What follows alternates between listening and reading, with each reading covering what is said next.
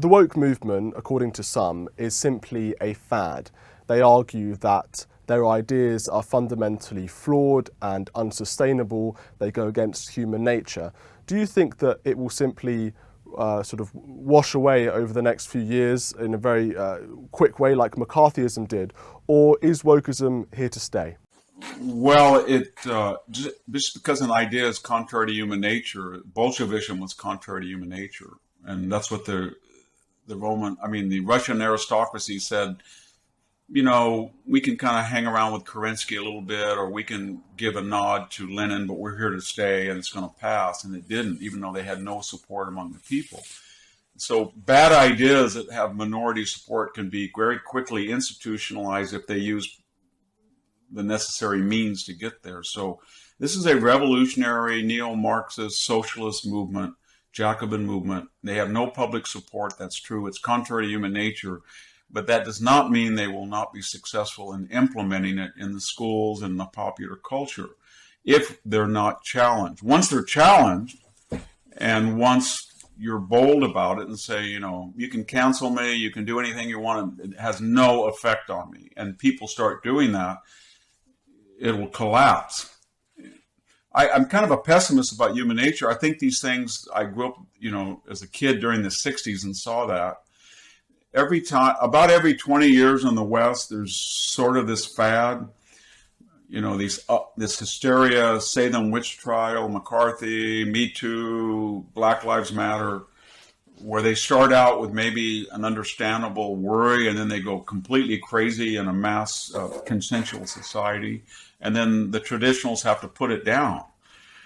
And it's kind of like mowing the lawn. You can't let it go out.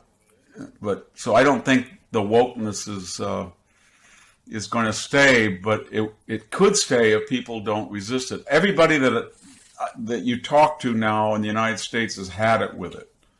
So a lot of these movements keep going and keep going and keep going. It's like a car that ran out of gas and you put it in neutral and it coasts. And so it's coasting now, but the ingredients, Black Lives Matter is totally discredited. The founder of it, Ms. Quellars, has got her fourth home. She moved to White Topanga Canyon. First thing she built was a $35,000 security fence. BLM came out and said, this is racist. Jussie Smollett is innocent. This was a real attack. I mean, they've completely jumped the shark, as we say, and they're discredited. And Me Too died when Tara Reid came out of the woodwork and said, this man who's going to be president sexually assaulted me, and here's a witness. And all the people that said women must be believed said, not this woman. He's the only guy we got.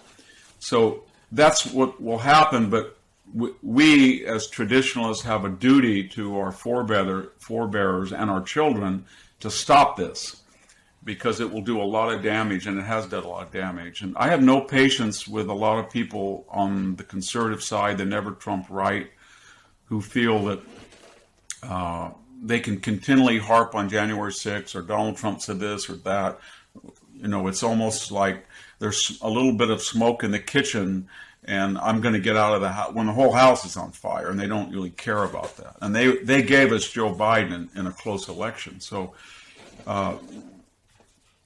this idea that we're all going to play by the Marquess of Queensberry rules, and if you don't, then your whole side is discredited. That's nice in normal times, but right now we have an existential threat, and everybody, according to the station, has to speak out against it. And if you don't do that, then you're aiding and abetting what will be a revolutionary takeover of the Western world. Victor Davis Hanson, thank you so much. Thank you for having me. Joining us.